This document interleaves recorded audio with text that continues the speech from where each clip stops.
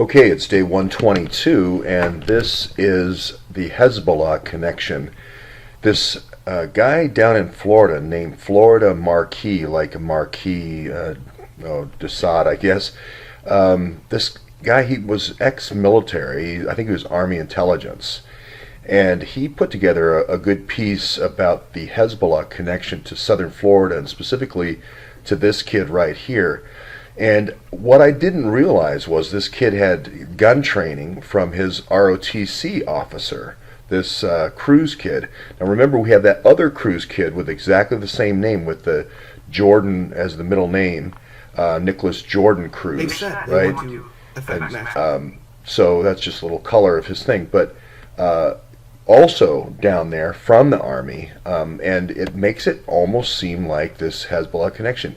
He asserts that there's been, folks coming up here in sort of an inter-America program for 10 years to this Miami area. And I'll tie that in with FIU, where Jason and I went. But he tied it into these kind of Iranian Hezbollah operatives. This is the guy who taught in the school, which was the senior Army instructor, for the JROTC, which was Mahmoud. You could probably remember that name from a different killer up here in the Virginia area. And here is the shooting suspect was on this team that got an NRA grant. I won't go into how I think the NRA potentially could be the folks that are processing a lot of these weapons sales to Hezbollah. I know how unbelievable that sounds.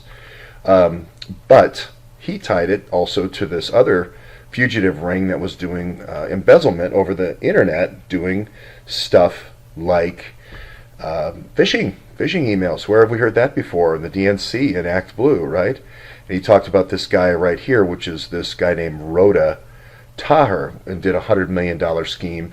Basically, the old pigeon drop, you've won $100 million, but we need to process it. There's about $84,000 in fees. Here's where you can wire the money, that sort of thing. So this looks very much like Operation Cassandra, only set in Broward County.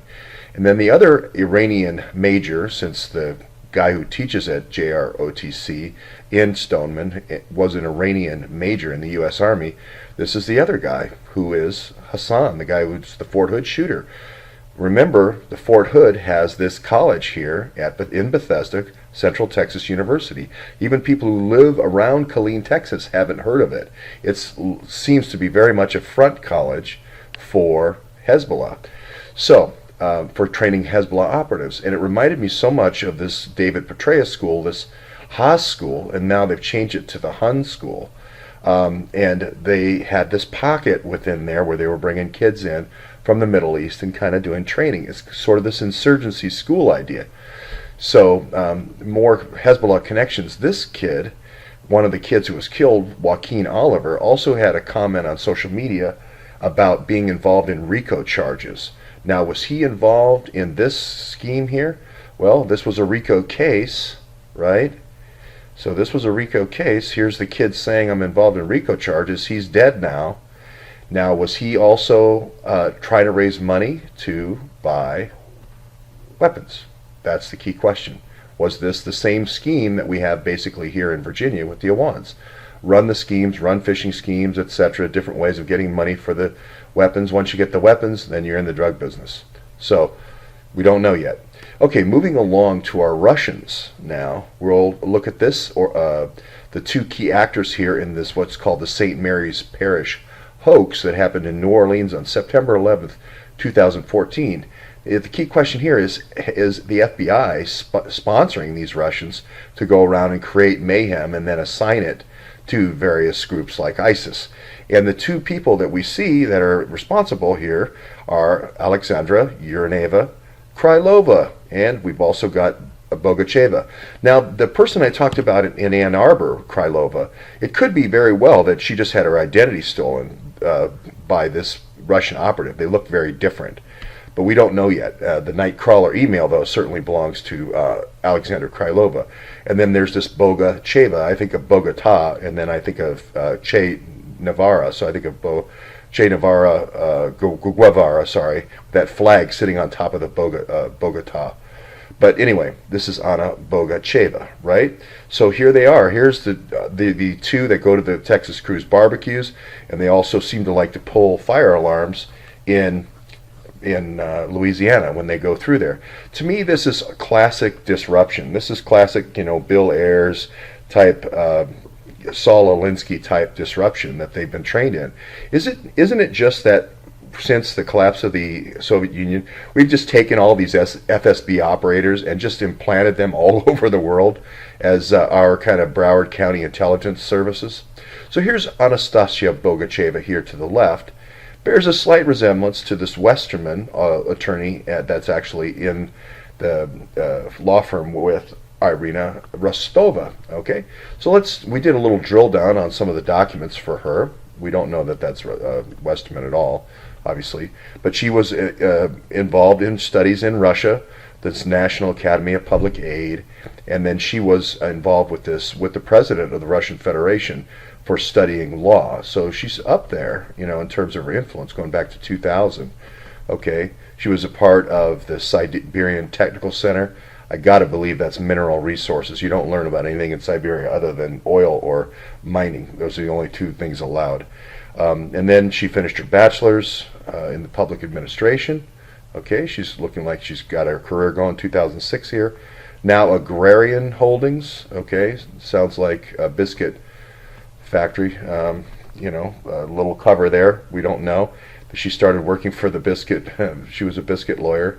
Okay, just moving through quickly. And then she comes to the United States and starts working in the United States. So for this Veronica Penov company. So we can see here that, again, Miami lawyer. Pretty gal, and also accomplished Russian instructor at Florida International University. Now, now we visited here, and we talked to, Jason and I did when we were working together, and talked to a lot of the people. This is where Bernie Weisenant's wife taught, and of course she wasn't there. She was bereaved, etc. Her husband had just been killed. But I believe this is an international center for Inter-America. I believe Imran Awan came to the same university here, and I believe he lived in the same house, 6166, believe it or not, to tie off this whole thing. I remember the address, and I remember charting it and calculating how far it was from him to the racetrack, to the Gulfstream racetrack. Okay, here's another angle here. This is the Miami Mama business that we talked about yesterday. And they were busted around in July, and I think we were there about a month later. I had just forgot that they were even busted. I had followed up a lead where we went down to Miami Mama, and this was kind of like the spoils of war. Like wherever we take over something, wherever our Hezbollah takes something over, we process the spoils of war through Miami. We bring in the girls through Miami up to the age 15 for some reason. They don't like to go over 15. I guess that's something about, they're still inexpensive on the world market.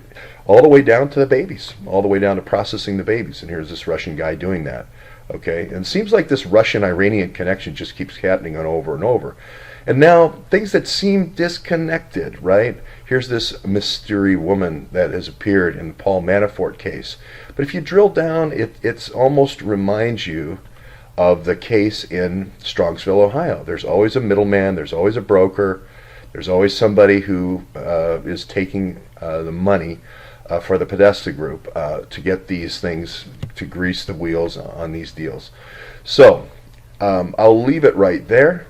I'll just finish on Fat Leonard. Fat Leonard, here's the New York, or I think this is the Washington Post, and we're drilling down on all the different types of bribes that happen with Fat Leonard, and I think I even did a little piece on Fat Leonard as we kind of slowly submerge toward that. There's the law firm that they're currently at, and there's the tower where Bogacheva currently is at. So maybe no connection there at all to the Miami lawyers, maybe not.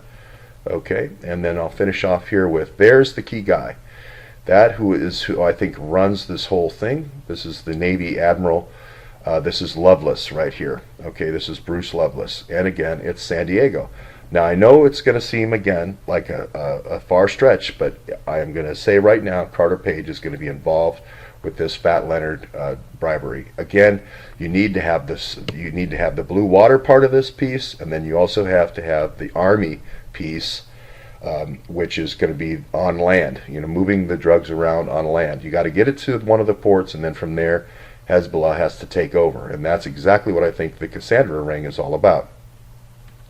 It's a little more important here in Virginia because it's weapons for all over the world through these stolen cars. So if you don't remember Fat Leonard, I did a couple of postings. So you can go on, you can read about Fat Leonard. But again, it's going to be the key to moving drugs and weapons around the world in Iran-Contra.